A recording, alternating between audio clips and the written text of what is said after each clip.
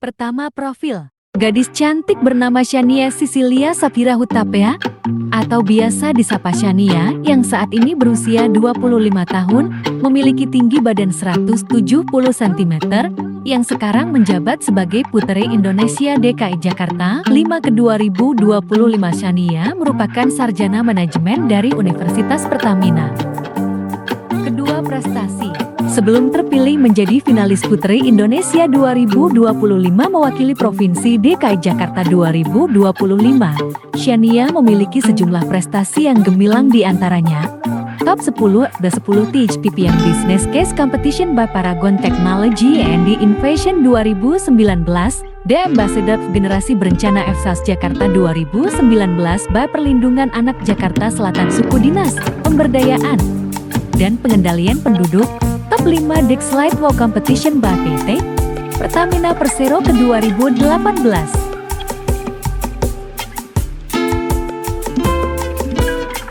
Ketiga, advokasi. Memberdayakan gadis-gadis muda untuk mengejar karier dengan keyakinan di industri yang didominasi laki-laki, khususnya teknologi. Bukan hanya sekadar impian, melainkan sebuah keharusan. Perempuan menghadirkan beragam perspektif, gagasan inovatif, dan kepemimpinan transformatif yang mendorong kemajuan. Namun, kontribusi ini seringkali terhalang oleh berbagai hambatan sosial, sehingga kita harus segera mengambil langkah. Panggilan ini sangat berarti bagi saya, karena mencerminkan perjalanan saya sendiri di dunia teknologi. Sebagai seorang lulusan manajemen yang memasuki dunia teknologi, saya merasakan tantangan dari stereotip yang menyatakan bahwa saya tidak layak berada di sini.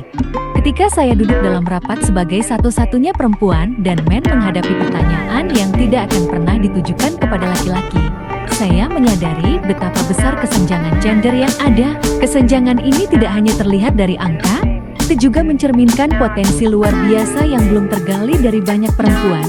Pengalaman ini menginspirasi saya untuk menyelidiki hambatan sistemik yang dihadapi perempuan dalam bidang STEM.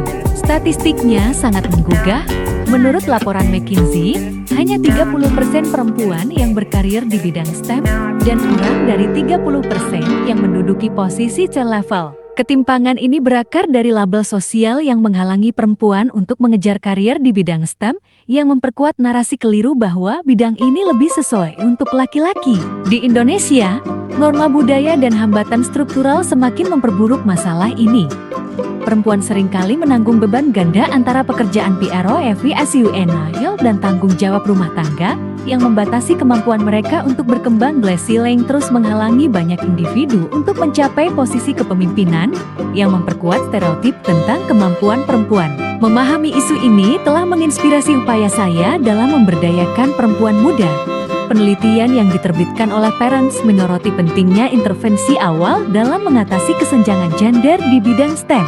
Norma-norma sosial yang telah ada secara historis mengaitkan STEM dengan anak laki-laki, memperkuat bias yang menghalangi anak perempuan untuk mengejar bidang ini. Ketika mereka mencapai masa remaja, banyak yang telah menginternalisasi stereotip tersebut. Namun, memperkenalkan anak perempuan pada kegiatan STEM sejak dini secara signifikan meningkatkan kepercayaan diri dan minat mereka, yang sangat sejalan dengan program bimbingan saya. Melalui program bimbingan saya, TECHRFUTWR, saya membimbing mahasiswa tingkat akhir untuk mempersiapkan diri memasuki dunia kerja dengan keyakinan dan kejelasan. Dengan memberikan kesempatan langsung, bimbingan yang disesuaikan, dan strategi yang dapat diimplementasikan, para mahasiswa ini tidak hanya mencapai keberhasilan, tapi juga bersinar di bidang yang mereka pilih.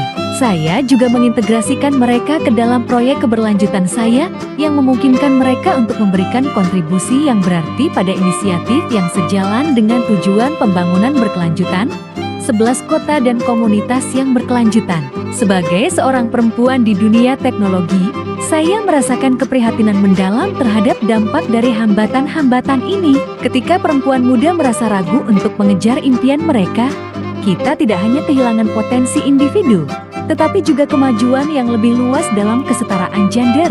Ini sejalan dengan SDG 5 kesetaraan gender, yang menyerukan terciptanya peluang bagi perempuan untuk berkembang dalam industri yang didominasi laki-laki, sekaligus menantang persepsi yang telah mengakar. Teknologi menjadi contoh yang menakjubkan tentang bagaimana perempuan dapat mengambil peran kepemimpinan dalam menciptakan solusi yang berkelanjutan. Di Privy, tempat saya berkontribusi sebagai penyedia tanda tangan digital, inovasi yang kami luncurkan telah menghemat lebih dari 720 juta lembar kertas sejak tahun 2016, setara dengan lebih dari 87.000 pohon. Pencapaian ini menegaskan bahwa keberlanjutan dan teknologi adalah kekuatan yang saling mendukung, dan perempuan memiliki peran sangat vital dalam sinergi yang luar biasa ini. Artikel Parents menekankan pentingnya kolaborasi antara sekolah, komunitas, dan bisnis untuk menjaga kemajuan. Program-program seperti Lokakarya Pengkodean atau Hackathon yang ditujukan untuk anak perempuan sangat krusial dalam mengatasi kesenjangan gender. Dengan memberikan mereka pengalaman langsung dan menunjukkan bagai keterampilan mereka dapat bertransformasi menjadi karir yang berdampak, inisiatif ini membantu para wanita muda membayangkan potensi mereka dengan cara yang nyata dan memukau. Jalan ke depan telah terbuka lebar dengan mendorong para gadis muda untuk berani PKN tujuan yang jelas dan menciptakan lingkungan yang mendukung. Kita dapat mendefinisikan ulang batasan yang ada. Perjalanan untuk memberdayakan perempuan dalam dunia teknologi dimulai dengan meruntuhkan hambatan dan menyediakan alat yang mereka perlukan. Bersama-sama, kita dapat menggerakkan generasi perempuan untuk mengubah wajah teknologi, mendorong inovasi yang berkelanjutan, dan membangun masa depan yang inklusif.